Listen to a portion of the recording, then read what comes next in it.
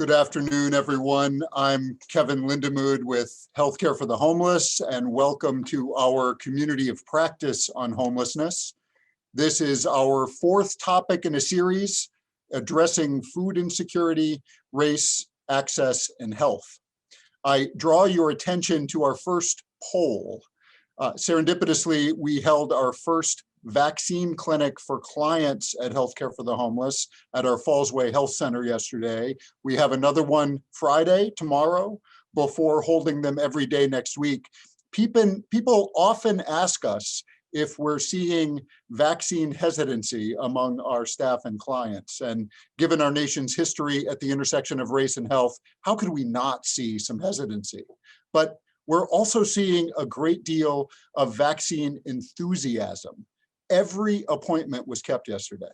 Our clients are calling to ask about the vaccine. They find it important for their own health and for the health of those around them. The poll will be closing, so if you have not had the chance to take it yet, I encourage you to do so. I have or will take the COVID-19 vaccination. Here are our results. Wow, 91% of respondents are indicating that they have or will. Just under 10%, or about or just under 10%, about 9% have indicated they will not. I invite you to share in the chat box why you are or why you are not taking the COVID-19 vaccine.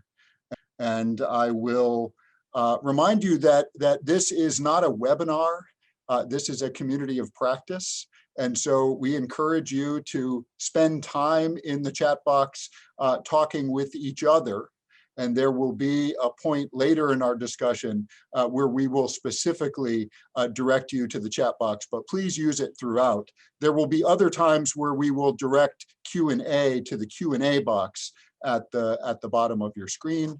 But we encourage the use of that chat box throughout. Now we have our second poll. Let's have that posted. I have the following within my neighborhood: a grocery store within 1 mile, at least one packaged liquor store within a half mile, at least one convenience store within a half mile, or none of the above. I will remind you that all polls are anonymous, so please jump right in and take it. All right, 85% of participants have a grocery store within 1 mile of their residence. Packaged liquor store, 75%. Within a half mile, one convenience store, 71%. Only a small percentage indicate none of the above.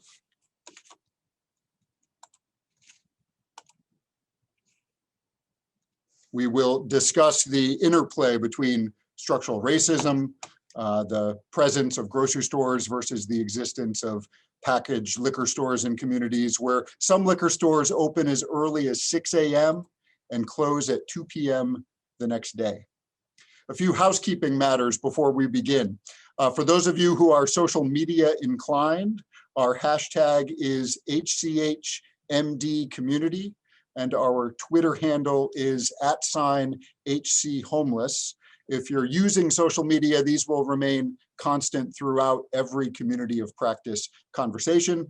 Please use them to engage with others in your networks and to bring them in to this important conversation. Live polls will be launched throughout our discussion today. As I mentioned, they are anonymous. Please participate. And in his book, A Tale of Two Cities, Charles Dickens opens with the text, "It was the best of times, it was the worst of times, it was the age of wisdom, it was the age of foolishness, it was the epoch of belief, it was the epoch of incredulity, it was the spring of hope, it was the winter of despair." I think many of us can relate in this particular moment. The late Dr. Martin Luther King said that we must accept finite disappointment but cling to infinite hope. We certainly feel this duality amid a lingering pandemic in our daily work, in our daily lives.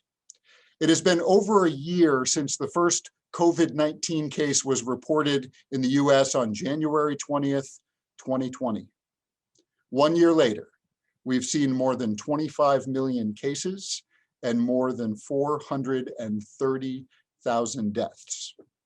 Many of us today are hopeful as COVID-19 vaccinations roll out, yet many of us are apprehensive about the vaccine, in many instances due to how people of color, specifically Black individuals, have historically been exploited and experimented on in the name of scientific breakthrough. Think Tuskegee, think Henrietta Lacks and Johns Hopkins, and so on. Think of our own healthcare organizations today. This was a year that caused all of us to know the eternity contained in 8 minutes and 46 seconds. We watched on television. It was long enough to imagine our own knee on the neck of George Floyd. 1 year later, we see the swearing in of a new president, just weeks after US citizens driven by fear and hate seized the Capitol building. As we observed on live television, the seemingly double standard of policing. Law enforcement, outnumbered, stood by as rioters, encouraged by the former president, smashed windows, looted offices, carried nooses and Confederate flags, and shouted about lynching lawmakers. The late Congressman Elijah Cummings often admonished, "We are better than this." But we're forced to ask ourselves, are we better than this? Or are we in fact exactly this? As stated in previous community of practice sessions, we're encountering two pandemics, COVID-19 and the pandemic of racism, both of which cause and exacerbate a pandemic of homelessness. Unfortunately, with these pandemics come two types of fatigue. The fatigue caused by the coronavirus, we're all feeling it now, I know, and the fatigue that results from the desire to opt out and discontinue racial equity conversations and work. How will we respond? Will we lean in and learn to address the ever-present attitudes and inequities? Will we become anti-racist in our beliefs and our actions? Will we be fragile in our responses? Will we sit idly by? Can we opt out? Who can opt out? Will we be introspective? Will we be vulnerable and allow ourselves to engage in difficult conversations and circumstances, even if they lead to our own discomfort? Will we stop focusing on our intentions long enough to understand the impact our intentions have on others? Will we externalize these discussions, or are we willing to look in a mirror and ask, am I racist? These are only the first steps toward developing a racial equity lens on the path to combating racism in our institutions, in our organizations, and in ourselves. And we have a lot of work to do.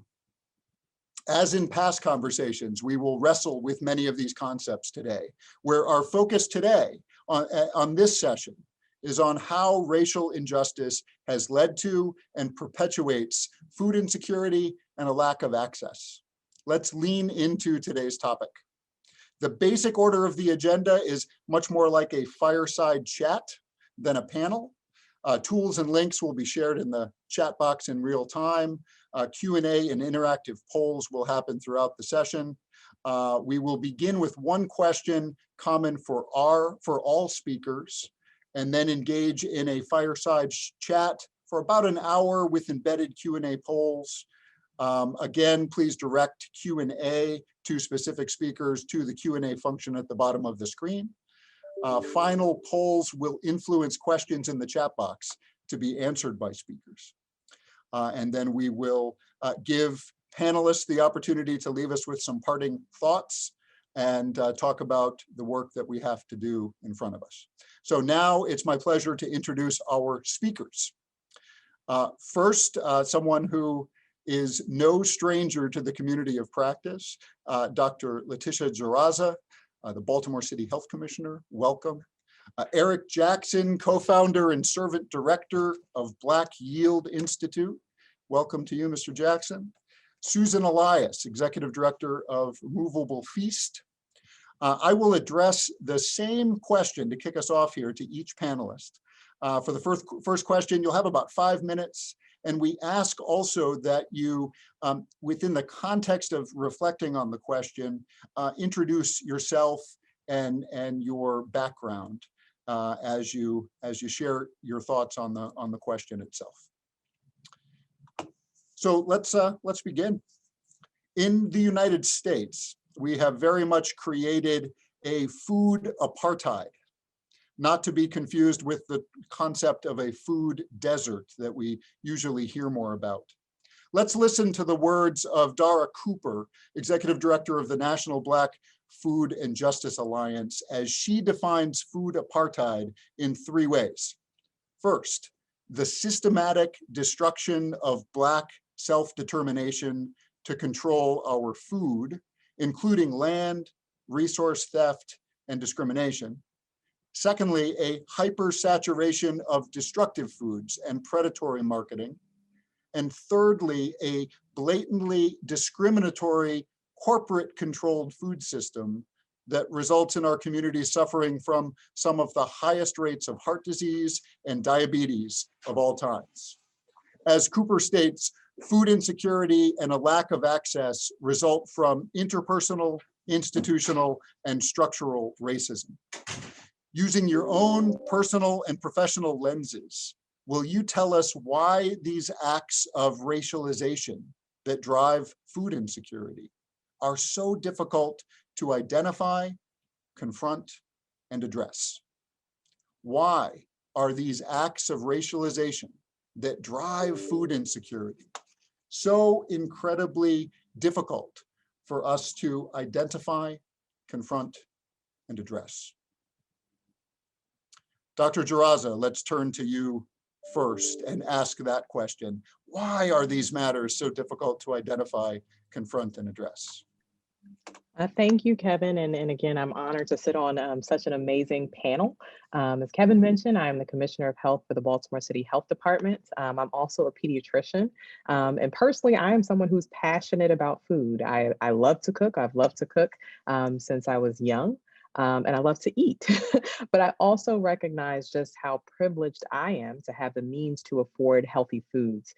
So as a pediatrician, one of the things that I was always passionate about is really obesity prevention and nutrition education, especially for young people, realizing that so many of our habits and our attitudes and what we know about food is formed at an early age. And that if we can begin to provide that education at an early age, ideally, it will have some impact long term on how our people grow up and experience food and understand what nutrition is and how important it is to have good nutrition. But again, and what I'll talk about in my response, as important as that nutritional education element is, if you don't have access, if you don't have means, what does it really mean, right?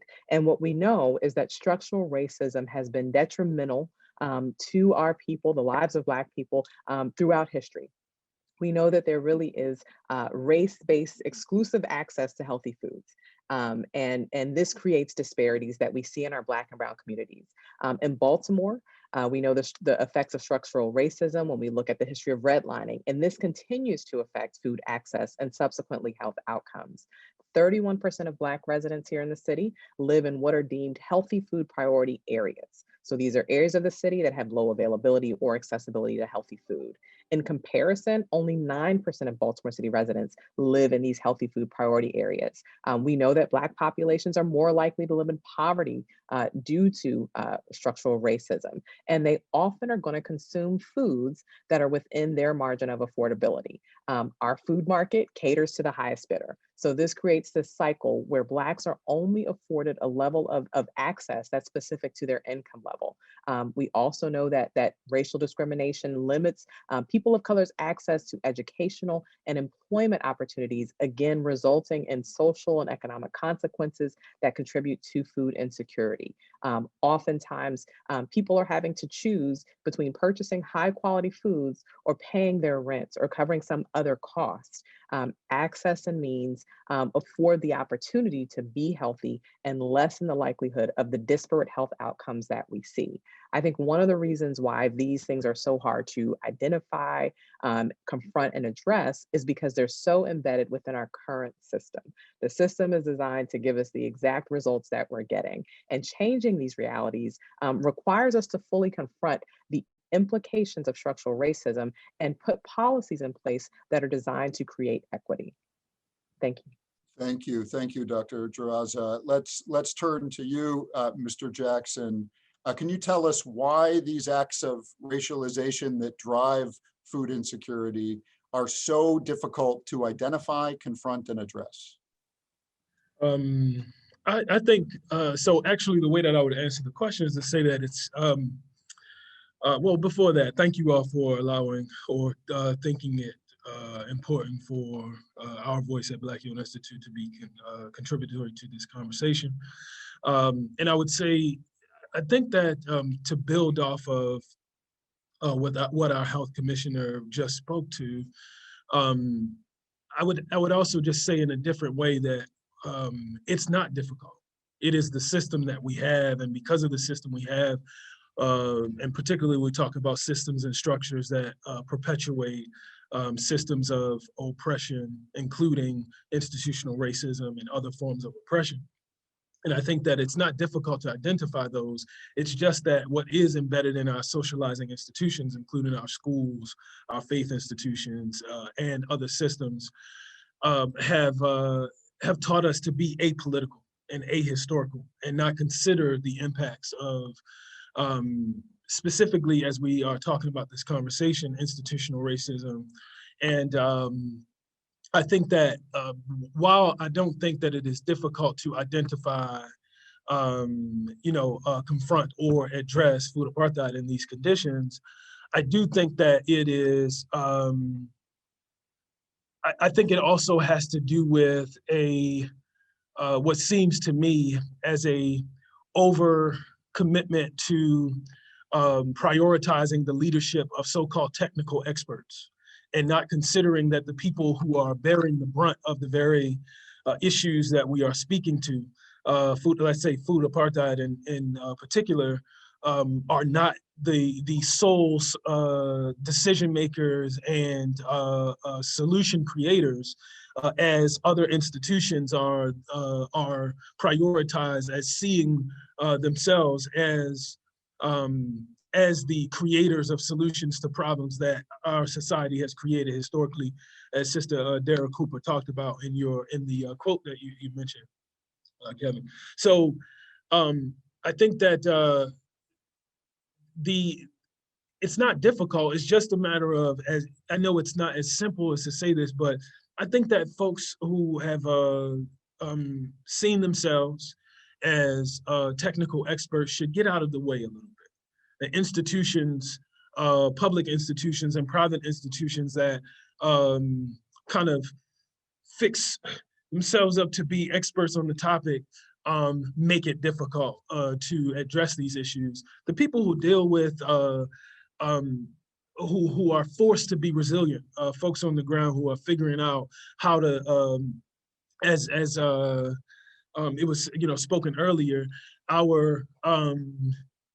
we have a system where people have to decide, am I going to eat healthy foods, or can I produce these healthy foods in my community, or am I going to put it to some other expense that allows me and my family to live a healthy life?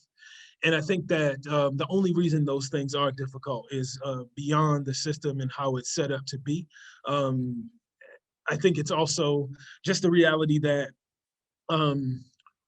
experiential experts need to be prioritized in terms of thinking about what the solutions are to it. And so we can identify it. People who are experiencing it know. But I think that we have, gatekeeping tendencies that don't, allow people to have, these access to these types of conversations and all. And I would just say, I think that there's a need to prioritize both experiential and technical expertise so that we're addressing these issues and get very real with the discomfort that was described earlier that is a part of having these conversations. So, so yeah, so with that being said, that's where I would go and move up from there. There's a lot to talk about there as well. How those with a lot of technical expertise and I would argue a lot more power get in the way of those with experiential expertise. And I hope we have more time to unpack that as this conversation continues. But let me turn from Mr. Jackson to Ms. Elias from the Community Kitchen, from Movable Feast. Sorry, I go back and forth. I know the organization has changed its names over the years. Sue, please. Yeah. Thank you, Kevin. Can you tell us why these issues and these acts of racialization that drive food insecurity are so difficult to identify, confront, and address? And thank you for having me and representing Movable Feast here. For those of people who don't know, Movable Feast began in a pandemic 30 years ago, right, in response to AIDS, to serve people who were literally dying and needed food in their last days. And we serve Marylanders at the intersection of food insecurity and serious illness by delivering medically tailored meals and providing nutrition counseling. We serve Baltimore City and 14 counties, including the Eastern Shore. Personally, I've worked in nonprofits my whole career, but just new to this role as an executive director and new at Movable Feast since this past June 2020. I started out as a community organizer in Pittsburgh. I've worked nationally and locally. And my observations come from my lens as a career nonprofit professional, a new executive director, and serving at a nonprofit that deals with both health and food insecurity. So, I think one of the reasons why this is so difficult is that, we move to creating systems, and looking for efficiency, looking for effectiveness, looking for data-driven results, but those systems have racism baked right into them, right? They're just part of systems that we are creating. So for example, we're very dependent on the Ryan White federal HIV/AIDS program, started in 1990. This is a great program. It addresses the social determinants of health, the supporting food, housing, transportation for people with HIV, in addition to their medical care. This has been a sustained funding source, but we've created a whole system around this. We're partners with the health department. We're partners with Associated Black Charities. This is great, these partnerships. There's even a national coalition of food as medicine partners. But when we create these systems, there's racism in the system. And so how do we dig deeper? So for example, with Ryan White funding, over the last 10 years, deaths from HIV have reduced dramatically, but not as dramatically for populations, Black and Latinx who have HIV. So we see that in the results. Secondly, another observation is that instead of really looking at the power dynamics, we often end up with populations facing disproportionate barriers being pitted against each other. We see that in the LGBTQ plus community versus people of color. We were grounded and founded in particularly serving the LGBT plus community. But as we move towards a racial equity lens, there's this growing fear. Oh, we're turning our back on the population that we were founded to serve. And instead of looking at how by centering on racial equity, everyone benefits, including the LGBTQ community, and particularly people who are, someone who's Black and transgender, right? That is often, most disproportionately served when you're talking about those groups.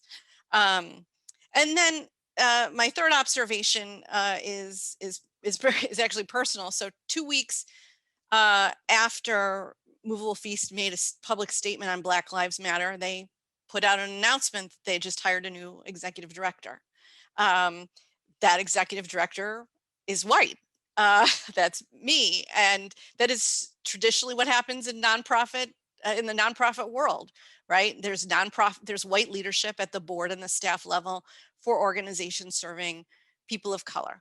And so, and not only white, but heterosexual, cisgender woman. I was the first woman to run the organization, but one of the things that was really important was to create the space and acknowledge the fact that for people, particularly staff, this was a disappointment, and there was a sadness. And I can relate. I mean, I know what it felt like to see a woman be sworn in as one of the top offices, and how disappointing and how sad it was not to see that previously. So, and for me, the challenge is, my coach, the executive coach's focus on allyship. I don't know if that's a solution, but it's acknowledging the fact that once again, an organization has hired a white leader. So those are just 3 observations that I had that are a part of why I think this is so challenging to identify and confront. Yes, thank you. Thank you, Sue. Let me turn to you, Commissioner Jaraza. You and I are both in healthcare, and we know that when persons of color are forced to endure racial inequities, many of the experiences result in the manifestation of psychological and emotional stress and trauma, and typically trauma upon trauma upon trauma. The results of food insecurity are no different. However, what we often fail to realize is how many traumatic events are rooted in social forces of oppression and inequality.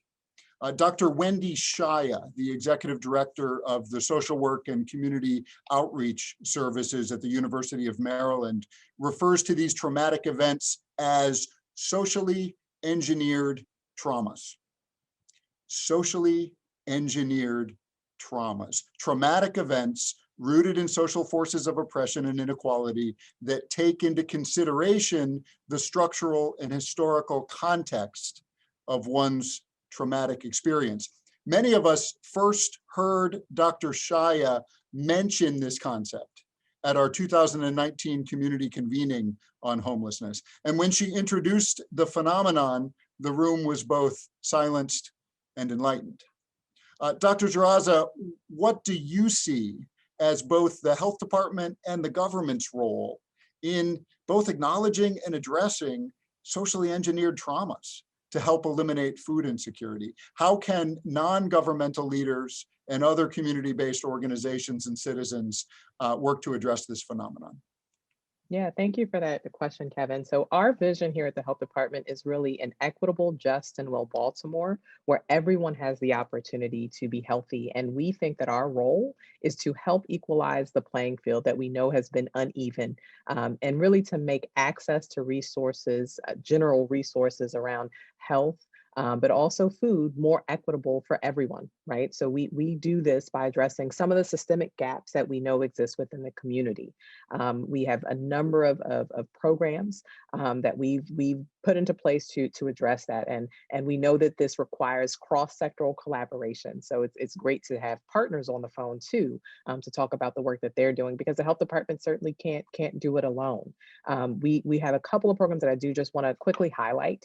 We've had our virtual supermarket program, which is a partnership between us, ShopRite, and senior centers for the past 7 years. We've also, again, worked with some nonprofits and bringing food to the community. Our virtual supermarket program in particular is focused on delivering healthy food options to our senior centers. So those who may not typically have access or may not be able to move around because of mobility issues, we have people on site to help them order groceries online and then bring those groceries to them. We also have a program, we have a partnership that we've put in with Lyft. So Lyft delivery to, again, help with transportation, encouraging those who might not have access to a grocery store. It allows them to get a ride to a nearby grocery store and purchase their food. As a part of the pandemic, we've partnered with Meals on Wheels. We've partnered with the Salvation Army, the Maryland Food Bank, and World Central Kitchen to provide meals to older adults. So we've had an eating together program that supported socialization as well as meals for our older adults. When the pandemic hit, we had to very quickly pivot to bringing the food to those older adults in the community who were more likely to be isolated and have challenges with getting out. Additionally, we have something called the Baltimore Accountable Health Communities Program, which is a partnership with many hospitals as well as our federally qualified health centers to identify residents with particular social needs, whether it's food insecurity or problems paying their rent. And we connect those individuals with resources, and we track them. We're following up to see what is the impact on their overall health outcomes, right? So by connecting them to resources, we're aiming to reduce, long-term health implications that they may be experiencing because of the lack of those resources. Yes, and you are experiencing trauma in just about everything you address through the health department. Mr. Jackson, I'd like to turn to you. Much appreciation to you, Commissioner Duraza. I'd like to give you a moment to respond to the Health Commissioner's comments. Through your lens, what do you see as government's role in addressing socially engineered traumas to help eliminate food insecurity? Well, the first thing I would say in not indirect response is that similar to what I talked about in my introductory responses, one, to recognize to recognize its role, one parts of its role, and I mean government at large and the independent agencies, to just step back, step out of the way. There's a tendency for white institutions, including government, to act, and rather than connect with, communicate with, and tap into community. And I think one of the things, and while I could serve as an advisor, but I'm gonna have to get paid for that, so I ain't gonna give too many ideas. But no, I'm not joking. But seriously, I think what I would suggest is that, as some agencies have adopted, is really do the deep work of building relationships with people that do not perpetuate treating people as utilities and as tools, but that really is about having authentic relationships so that you can just, you can call folks, right? So our health commissioner has a direct relationship with Baba Michael Middleton right here in Cherry Hill, right? So who could, make a contact, hey, so you all need me down in Cherry Hill, all right, cool, we'll come. But also going beyond that, I think that there's a responsibility for every agency in government to identify and to get clear about the ways in which the government has historically, and especially in the contemporary context, contribute to those socially engineered traumas, as Wendy, often teaches about. So I think that that is the one thing that I would say, not only getting out of the way, but being true partners to community, and especially, again, in our efforts to build power, really have conversation as peers, recognizing that government has a role. Because, as I often talk about, there is, we haven't gotten into this thing by ourselves. And specifically what I mean is Black and brown and poor communities, we haven't gotten to this thing by ourselves. And either through the direct actions and activities or negligence over the years, there is a responsibility for government to recognize and to get clear about how government is, perpetuating these socially engineered traumas. But I think even peeling back, I know that there was in the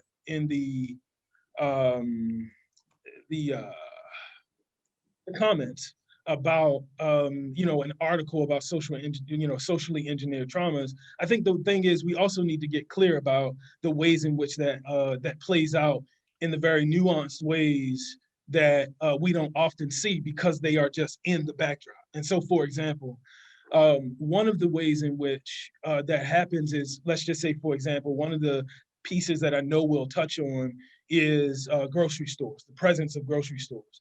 And the presence of grocery stores being the only indicator of, or the only approach to the way people get food is, one, problematic in and of itself. It is a invention of specifically American capitalism, that the supermarket is the way you get groceries, when we know that throughout the world, most people do not get their produce from groceries, they get them from marketplaces. So if Baltimore is a city of neighborhoods, the question is, how do we actually work at the neighborhood level to figure out if markets is the way to go? Is a grocery store, but specifically that's cooperatively owned and controlled by the people, rather than prioritizing outsourcing, actually move toward insourcing, right? So supporting with policy, and this is not just the health department, we're talking about agencies across the city of Baltimore, considering the ways in which it can maneuver legislatively and in other spheres that allow for community to actually build power while addressing these needs.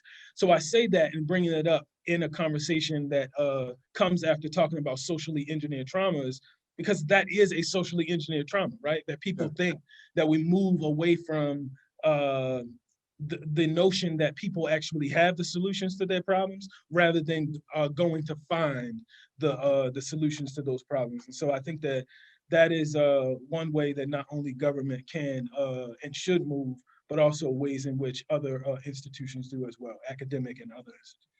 Thank you, Mr. Jackson. And I'll ask a quick follow-up, but first I will ask people, if you have a question, please direct it to the Q&A box at the bottom of your screen.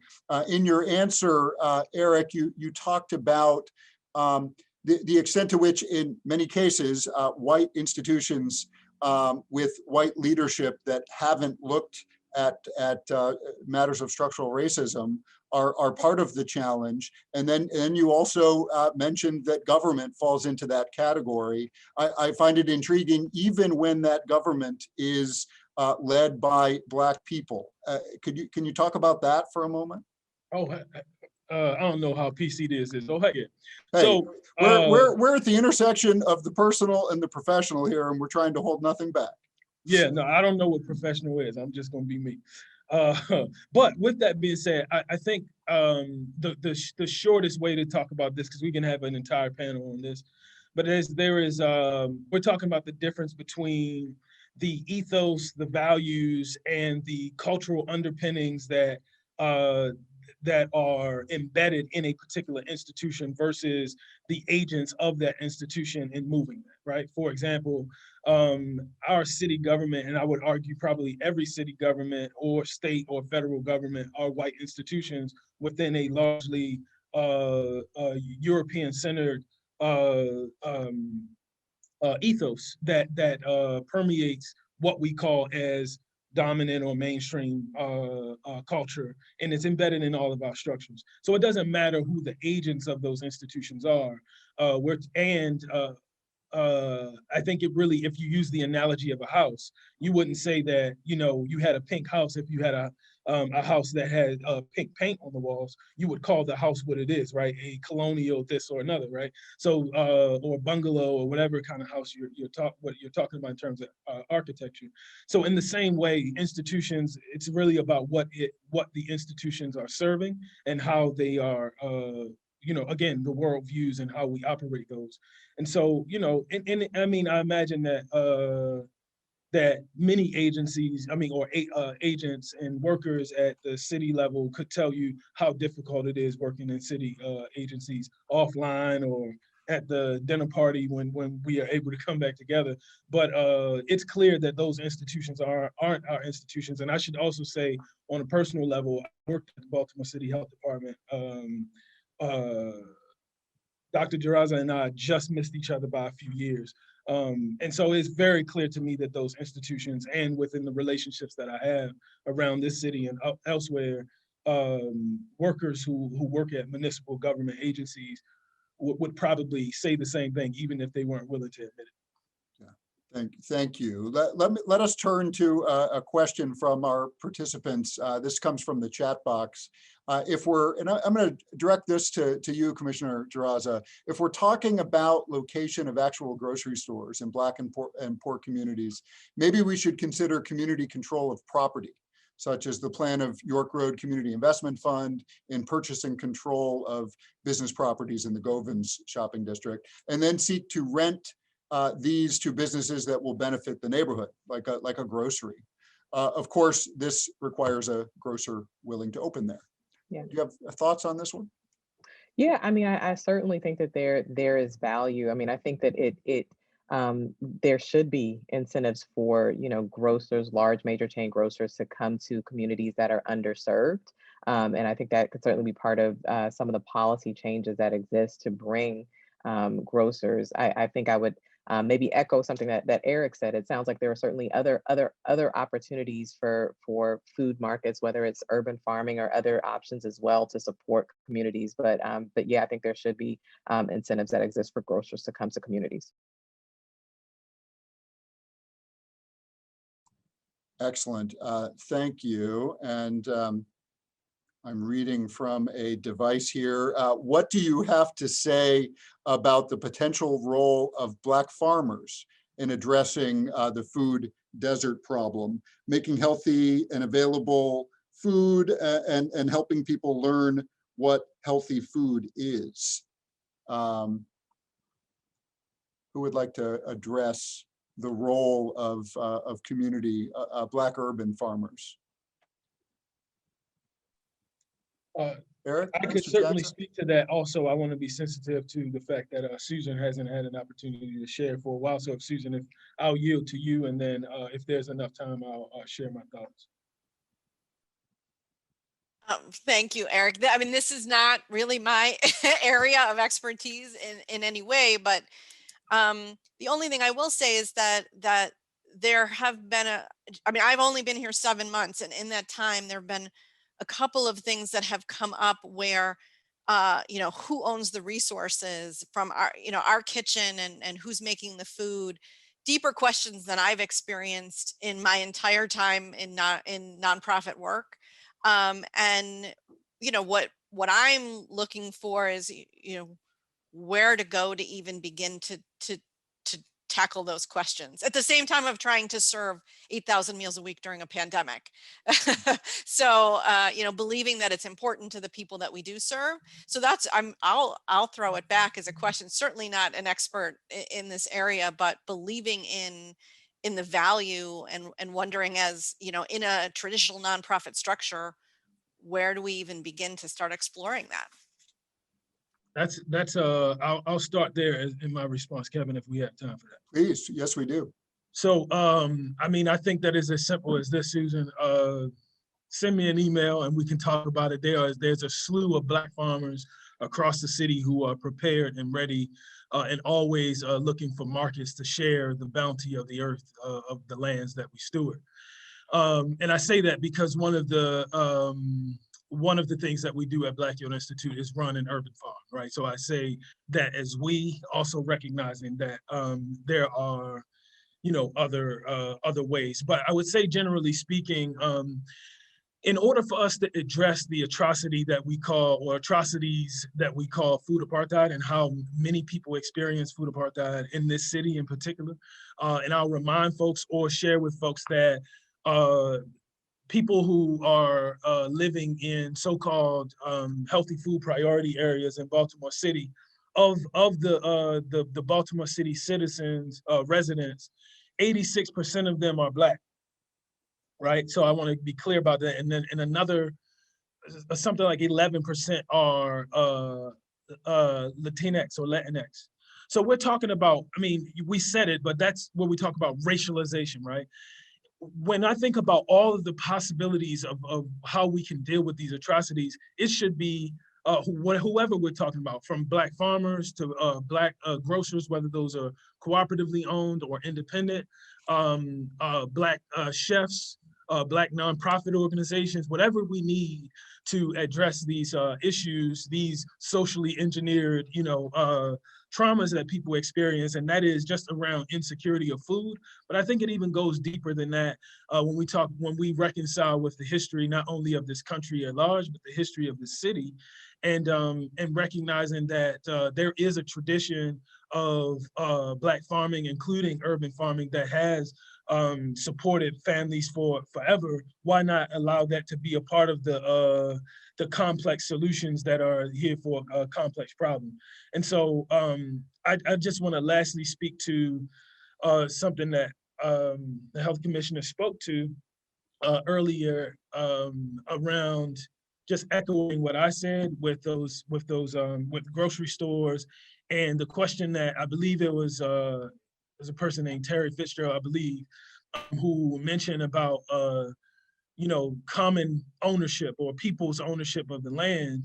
That's one of the things we've been working on alongside Farm Alliance of Baltimore, to be able to consider possibilities like land trusts that protect the interests of people on the ground rather than the interests of developers for these lands that could potentially house community assets that provide food, education, research, or whatever it might be that come from the people.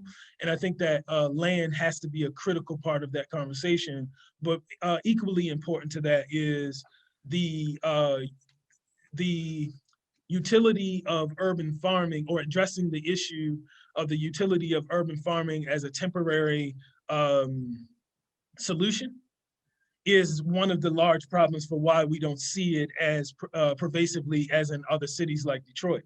Our government hasn't seen that as a priority. Green development as development for unoccupied or so-called vacant land in the city. And so I think that it really is a question of political will, and certainly prioritizing urban farmers Black urban farmers, or Black anybody who's going to help us deal with food apartheid. And that's not just providing food. So we can talk about this later, but in a very pragmatic sense, we're not ever going to produce all the food in Baltimore for Baltimore, but there is a way for us to move towards sovereignty that gives people on the ground, particularly Black and brown and poor people, more power around what is available in community, rather than prioritizing other, whether they be grocers, small business owners, or whomever, that are extracting wealth from our communities, rather than being a part of a regenerative or cooperative economy, which is at the bedrock of why we have poverty that persists in the first place. But maybe ding, somebody asked that question so I can talk more about it later. That's right. Thank you, Mr. Jackson. And there are so many wonderful questions. There's one I want to get to at some point about SNAP and EBT benefits as well, and the limitations of them. But in the interest of time, we're going to turn now to our next poll. If Ross could pull that up, which of these is the best way to eliminate food insecurity? So take a look at these here. Create a progressive tax that subsidizes organic grocery stores in every distressed neighborhood, low-income individuals a food stipend, provide tax breaks and pay incentive to businesses, provide tax breaks to organizations that give 10% of their annual revenue to hunger relief organizations, impose taxes on food and drinks with high sugar content, adopt a national rights-based approach to food insecurity and eliminate a food apartheid, implement a guaranteed income based on the cost of living.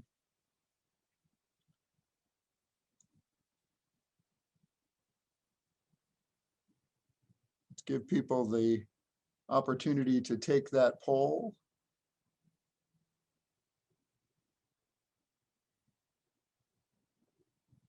And then I encourage you to comment on this in the chat box. Comment on your choice.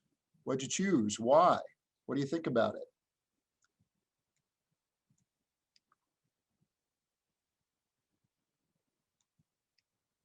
Let's see the result of this poll here.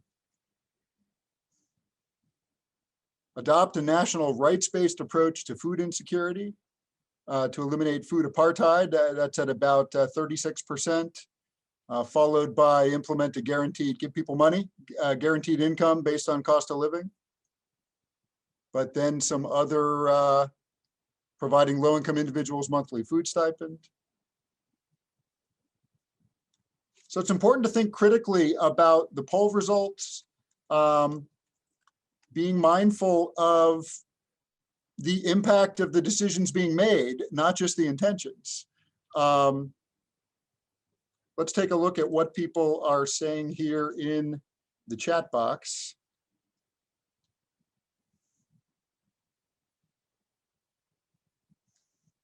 As a Black man, a parent that had to raise a family, a single provider, my family's income has always been limited for generations. I was raised in the projects within a single family-led home, and my mother, my grandmother, also single, had to provide for their families, and they did. So with the lack of money, for quality ingredients, care, and love, my statement is that families, single or otherwise, would take time to educate young and both youth and young adults about food and nutritional value, along with the strong work ethic.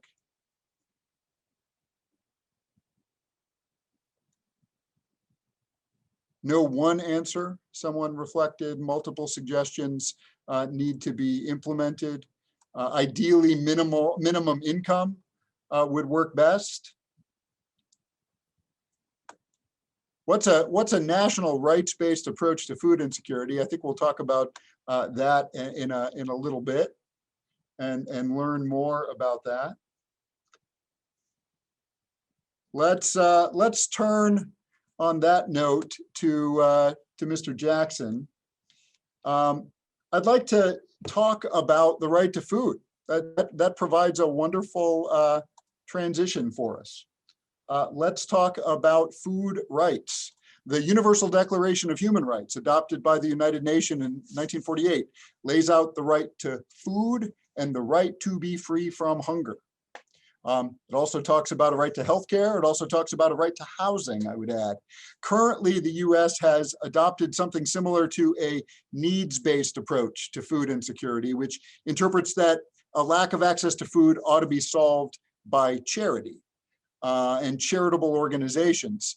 This current approach, and this goes back to English poor law and years before it, this current approach does not require informed legislation, political will, and coordinated action. What do you see as the benefits and challenges of, and in answer to the question in the chat, what is a rights-based approach to addressing food insecurity?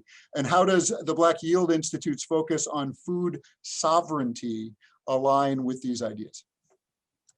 Well, first I would say, I mean, I don't know if I'm just, if I'm hearing it differently or just semantics, but we wouldn't have a rights-based approach to food insecurity because if it's a right, then, right, I mean, our goal is sovereignty, right?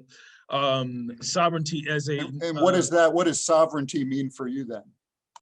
In the simplest form, Black land and food sovereignty means the control, specifically the control of food and land resources for the purpose of not only feeding people, but dealing with the material and immaterial desires, conditions of Black people and people in general. So we wouldn't have a security focus because I don't think that's an oxymoron. I don't think you can have one and the other, right? When we talk about just a conversation about food security is a conversation about making sure that people have food, but it still operates under a corporate central or centric model that essentially still puts at the root of the food environment in Baltimore or the food system at large. You put corporations at the bedrock of that, and the corporations' needs get considered when legislators are considering national policy, state policy, and local policy. And so I don't think that you can have one and the other, right? You have to decide if you're going to center people or center corporations that are looking to prioritize profits over feeding people well and all of that. So, or some combination of the two, but you have to decide.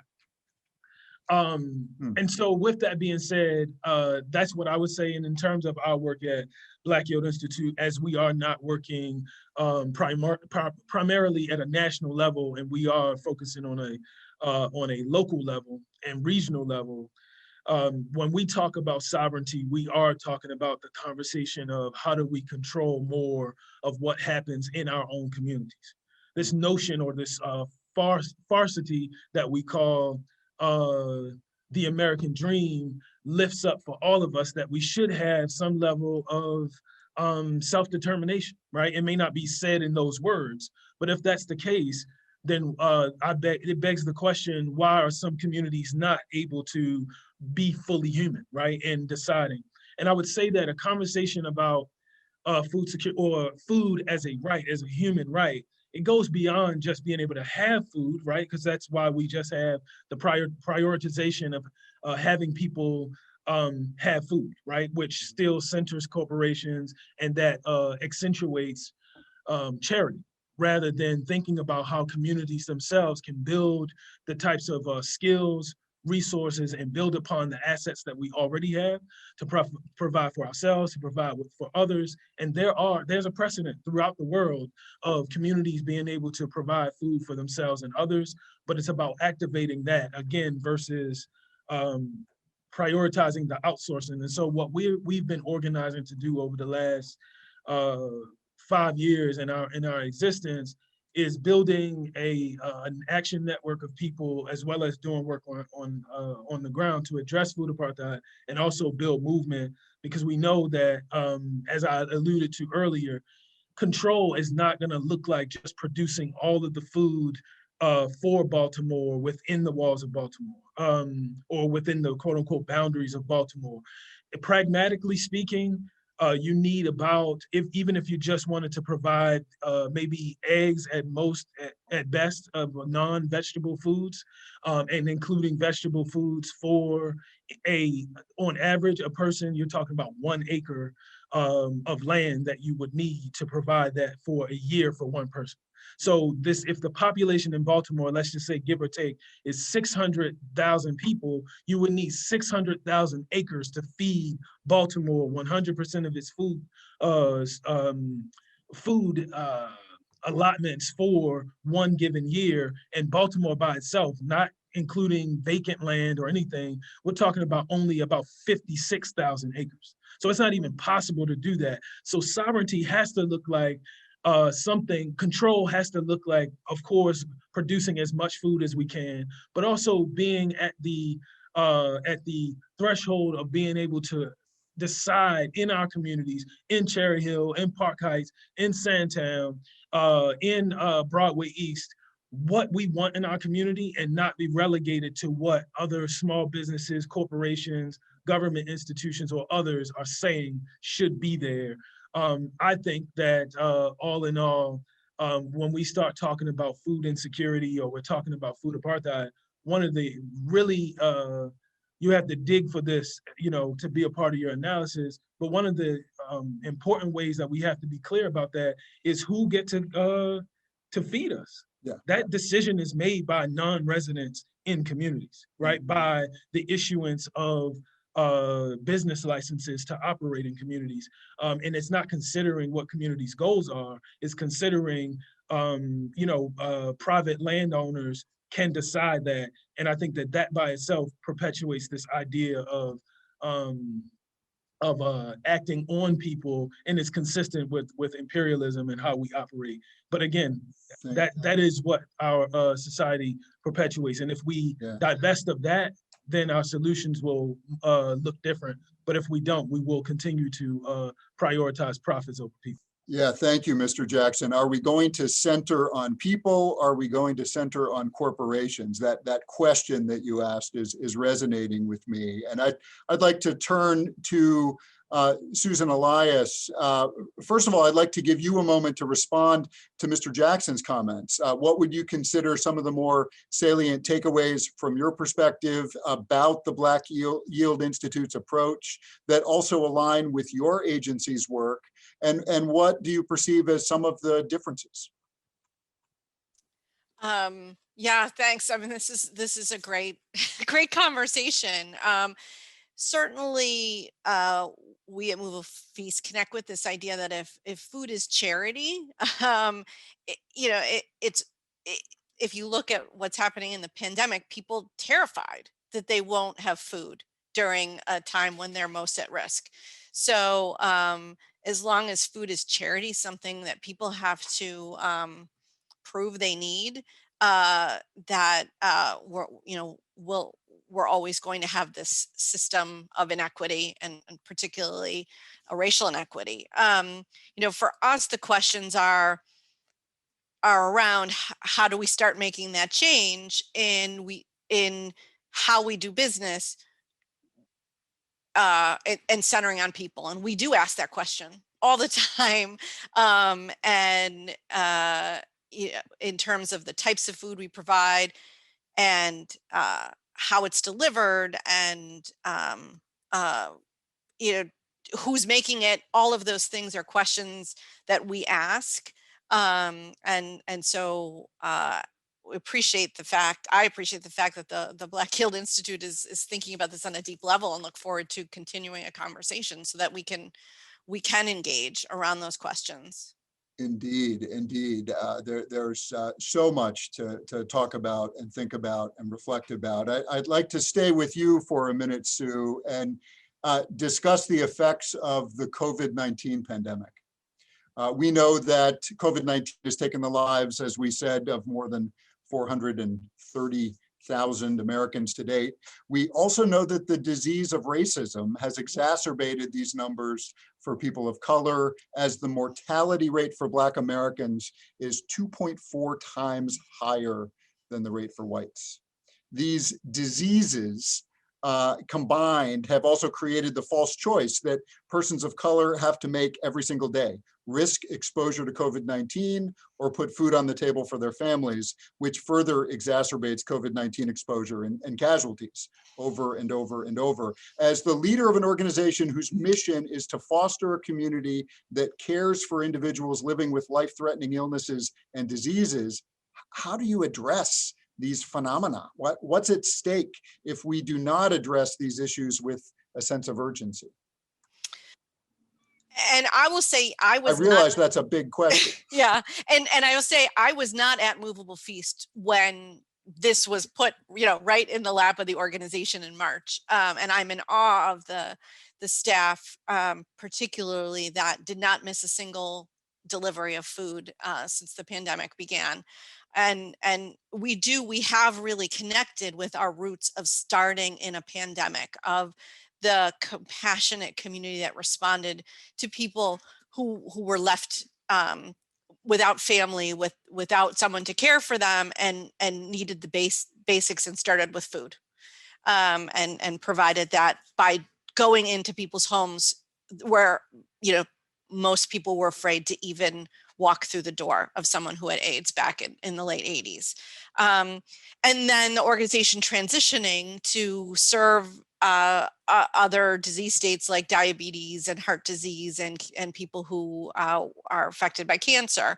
So I think it was very important that we were there, and the staff took so much pride in the fact that we were able to continuing to serve 8,000 meals a week. But I do want to mention that we did have to take a step back and look at our own staff. Almost all of our frontline staff that work in our kitchen and that deliver our meals are people of color. And they were taking public transportation, and they were masking up and coming to work at a time when they didn't know if they could get sick just by showing up. And we went from 100 volunteers a week to 0. So one of the things that the organization made a conscious decision not to do is dramatically increase the number of meals we were providing. And yes, on the one hand, there was an extreme need in the community. On the other hand, it would mean introducing people into a kitchen where our own staff felt at risk. We did things like allow staff to take our vehicles home and use them, and give each other rides, like provide those types of support so people weren't taking public transportation. So I think it's important that, I'm not saying that there were other organizations made choices to dramatically increase, and I appreciate that, but we made that decision driven by our staff. for us, going back to the idea of charity, we are working very hard right now at becoming a part of healthcare, providing medically tailored meals as part of what everyone gets access to. And so if it's charity and people are having to show that they qualify for food that they have to earn through their deprivation, that they get medically tailored meals, that they get nutritious food when they're ill,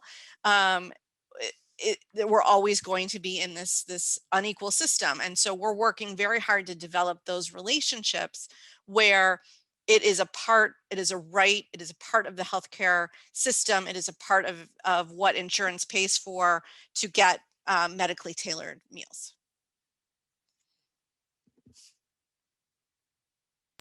Thank you. And we faced something very, very similar in the healthcare space to what you were talking about with direct providers in the kitchen of food. Most of our direct service staff on the front lines of our work are Black and brown people, mostly African Americans, a far higher percentage, and most of the individuals in administrative jobs that could do their work remotely and not be exposed to COVID-19 were not African American or people of color. And just incredibly and importantly a challenge to organizations looking at our structure. I'd like to turn to you, Dr. Jaraza, and give you a moment to respond to Ms. Elias's comments. What's at stake if we don't address this false choice that we've been talking about with a sense of urgency? No, thank you for that. I mean, I think, one of the things that COVID-19 brought to the forefront are things that many of us, I think, who work in public health or work in healthcare know. I think COVID-19 highlighted the longstanding disparities in our communities, as a result of structural racism. We've seen this disproportionate impact on communities of color, Latinx, Black and brown communities, that they really carry the largest burden of morbidity and mortality as a result of the disease. I think if we don't address it, we risk exacerbating further the inequalities and suffering that we know are occurring in our community. And we risk adding even more obstacles, right, as we're now going to be faced with a recession and widening, the wealth gap if we don't address these issues.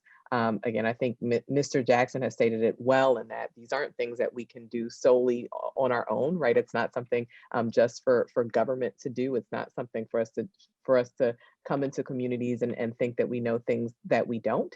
We really have to do it in partnership with the people that we're called to serve, essentially, right? Often knowing that they have that the knowledge of what's happening and what their need is, much more intimately than we do at the level of the government. Excellent. Thank you, Commissioner Jaraza. And we have reached time for another poll, which should pop up on your screen. Which of the following are the best ways to increase access to healthy foods in disinvested communities? It's multiple choice.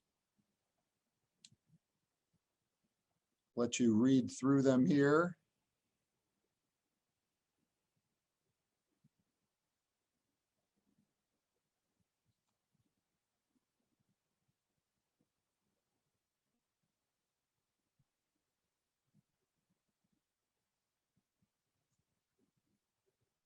Only about a very small percentage, just about 20% of you have answered. So we'll draw your attention to them. Bring organic markets, anchor institutions, top-end businesses, better housing into neighborhoods, create awareness around healthy eating habits for low-income individuals and families, supply convenience stores with healthy foods and raise the healthy food availability index minimum to 25, engage in community-based participatory research to explore food insecurity, create community gardens in priority areas, improve transportation. None of the above. It's a long poll. Important. Wow, we're getting a range of responses. across all of these options. Look at that. There's not one that is statistically, we get this little yellow bar on the results if it's statistically significant. So I think we'll see that in a moment, but everything is hovering very similarly. Why don't we end the polling there and take a look at it? So the one in the top here, improved transportation, but very close to creating gardens at 41%, supplying convenience stores at 41%. And you can see that this was, people could choose more than one option.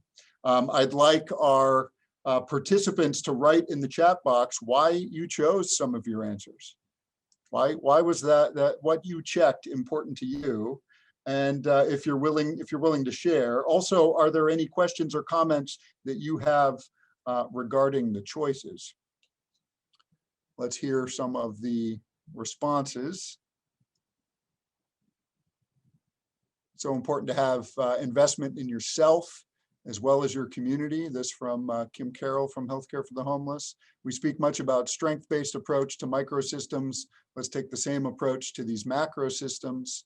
A lot of what I see is that there needs to be investment within your own community before trying to obtain support outside of your community. Just my observation, she says, Kim, we always appreciate your observations and your work. We need to address livable wage, salary, equity, small increases in wages, impact benefit eligibility.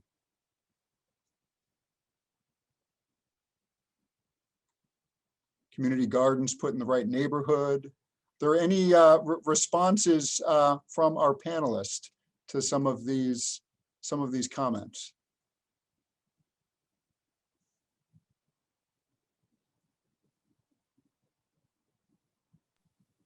I would just say I think it's no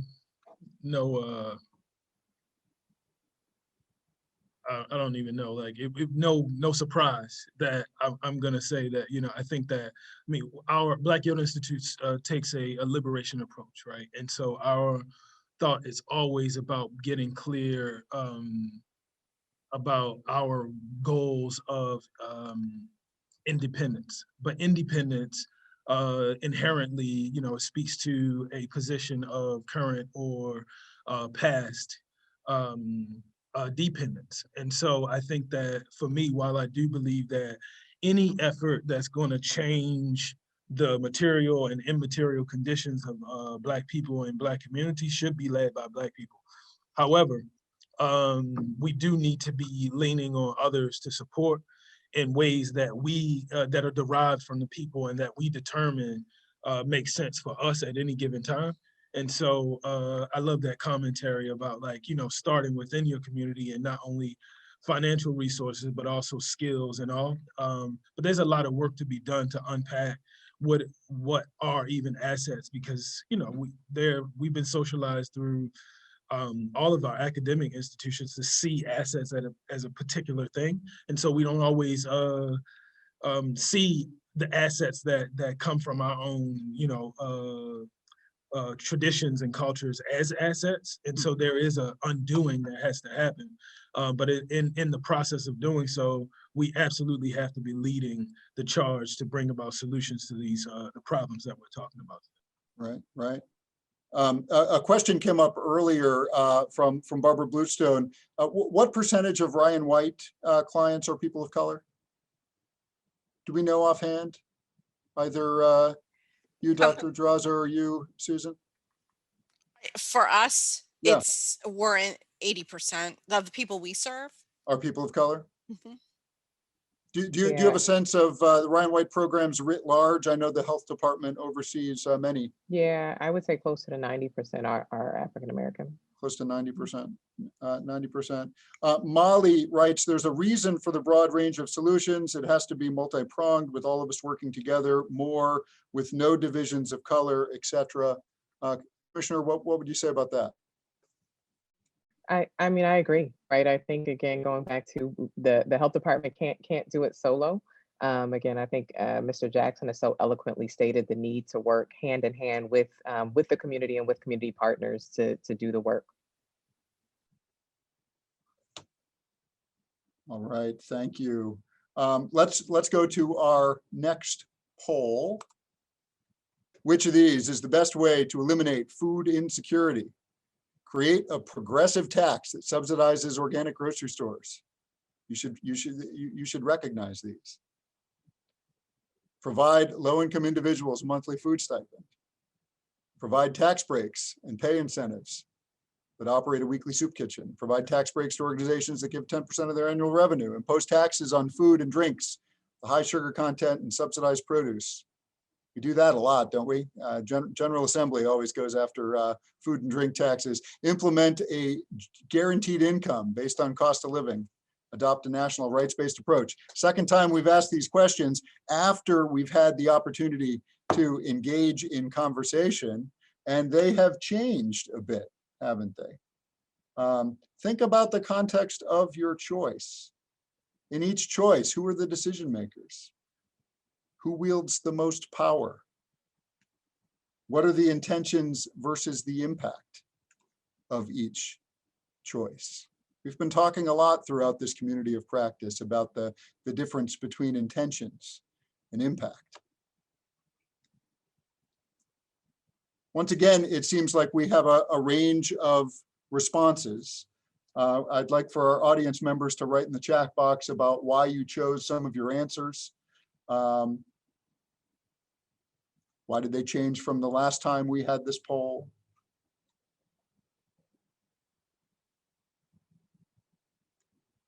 Jeremy asks, what are our thoughts on approaches that include taxation?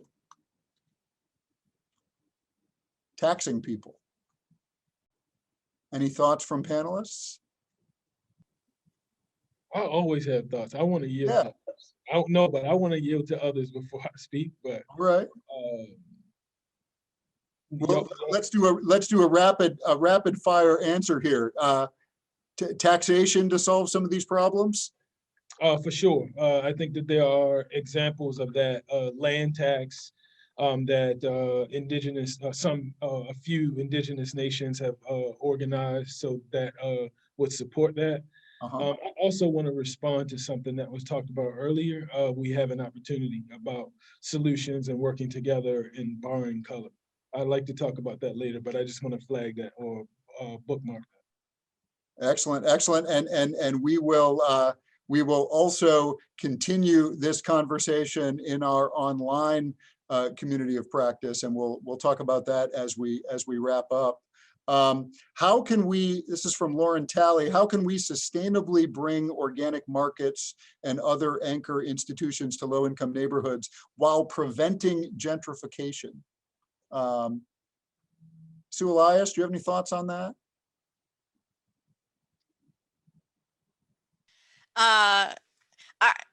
I would just say that I'm all for organic markets. I mean, I spent 2 years in a rural village in Chile, working, living, shopping at a market. I think it's wonderful. I spent 6 years working at Parks and People, trying to help communities that were creating urban farms. I'm how to do that without causing gentrification. That I don't know. Let's go back to a question that we had earlier. Can anyone address the lack of funds for those even eligible for food assistance programs, SNAP, EBT, and limitations at food pantries? Pre-pandemic, for a single person, the most you could receive less than $200 a month, which is less than $50 a week. And for some individuals with disabilities, about $15 a month. These funds are really a slap in the face of the most vulnerable populations. How can we help show that increased funds are necessary so that people can actually afford nutritional and adequate levels of food in order to survive? And this gets at some really interesting challenges, because in many cases, increasing food stamps leads toward corporate organizations that redeem food stamps.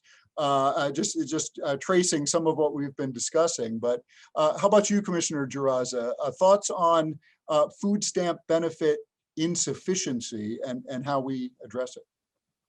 Yeah, I mean, I think this is certainly something we've advocated for in the past. When under the previous federal administration, they were making changes to SNAP benefits. I think it's both, right? I think it's certainly having the means to be able to afford healthy foods. It's also having the actual access to healthy foods, and I think it's also knowing how and what to prepare, right? So I think there's a component of education that we haven't talked about as much, during this conversation, but I think is also important to provide education, once the means and access is present.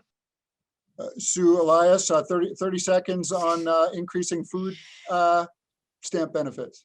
I would say one of the things I've noticed since being here is that, we pigeonhole people into different types of benefits. So give them SNAP or WIC, or, you need medically tailored meals.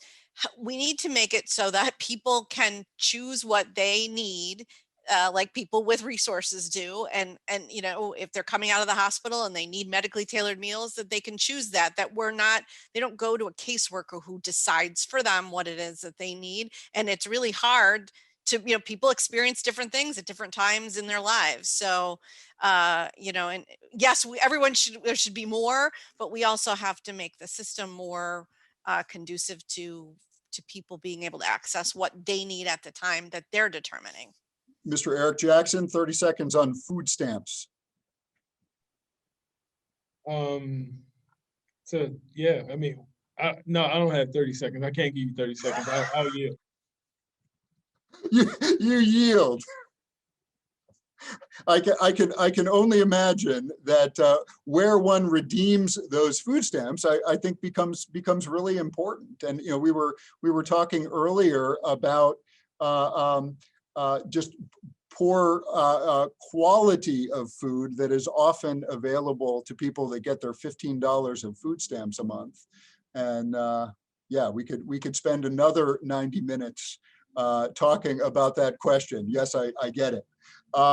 We're going to wrap up here with one question. This is something that we've done at the end of every community of practice. And it is a limiting question, Eric, so I apologize in advance. It's 1 minute. If you could equip the audience with one tangible thing that it can do to address the triple related issue of racism, food insecurity, and a lack of access, what would that be? Commissioner Jaraza? Sure, thanks for that question. So, I mean, I think one thing that I would say, and certainly it seems like a lot of folks on this call, the attendees, is speak out. I think that, as Eric mentioned, we want to hear from the community on what the needs are. We also know that, advocacy and using your voice, it works. We know that we have to implement broader policy changes if we really want to create equity and access. And again, we are looking to the community to understand how we should be advocating, certainly within local government, for the community as well. Excellent. Ms. Sue Elias. This was a hard one. The audience with one thing. This is a hard one, but I think challenge the idea that food should be cheap. Like we get that question all the time. Well, your meals are expensive. Why does it cost so much money? The idea that it shouldn't cost to feed people well, challenge that idea from your own practices and judgments to expectations of in interactions in the work we're doing. Excellent, thank you. And Eric Jackson, if you could equip the audience with one thing, what would it be? I think the first thing is, well, it's two things, but I think they're connected. So one, to really do some deep introspective, spiritual, emotional work to figure out where you stand and your privilege within the, the intersection that has been presented throughout this community conversation. And really link up with others to study and to learn and to figure out with those privileges that you learn in step one, begin to think about from your position where you are and what the tables that you sit at and where you work, how you can begin contributing to that work. One quick shameless plug, one way to do that is through our political education work and Black Youth Institute, and so that there's more deep dive into building an analysis, so that whatever you do in the food system, the analysis will permeate through your actions. So that's what I would say. Excellent, thank you. And if we've not already done so, let's make sure that we share links to Black Yield Institute, Baltimore City Health Department, and Movable Feast in the chat box. Please join me in thanking Baltimore City Health Commissioner Letitia Jaraza, co-founder and servant director of Black Yield Institute, Eric Jackson, Executive Director of Movable Feast, Susan Elias. I have learned so much today from each of you. And I think as we've referenced several times, we don't got 30 seconds. We've only scratched the surface of so many of these questions that we need to address. So between now and our next session, which will happen in March, do the work. If you've not already done so, consider how you work to address institutional, systemic, structural racism, food insecurity, food access. Apply a racial equity lens to your work, the work of your agency. Think concretely. In what ways are you feeling fatigued in this environment? Who among us can opt out? Who among us cannot, even when seeking to unplug from work in their own neighborhoods? Look for our next Community of Practice invitation, which will focus on reimagining restorative justice through the lens of structural racism. A survey will be sent out immediately after this session, and I believe it will actually pop up on your screen. We pay attention to these surveys. We use them to inform future sessions. A participant list will be distributed to all participants. This is absolutely fundamental to the concept of a community of practice. If you'd like to opt out, please notify communications@hchmd.org by the end of the day tomorrow, so that we can distribute the list to everyone who participated today in a timely manner. Again, I'll remind you to take that survey that will either pop up on your screen or come to you via email shortly after this session. And again, many, many thanks to Commissioner Jaraza, Eric Jackson, Susan Elias. Thanks to all of you for spending the last 90 minutes with us and for leaning into these conversations. Good afternoon, everybody, and we will see you next time.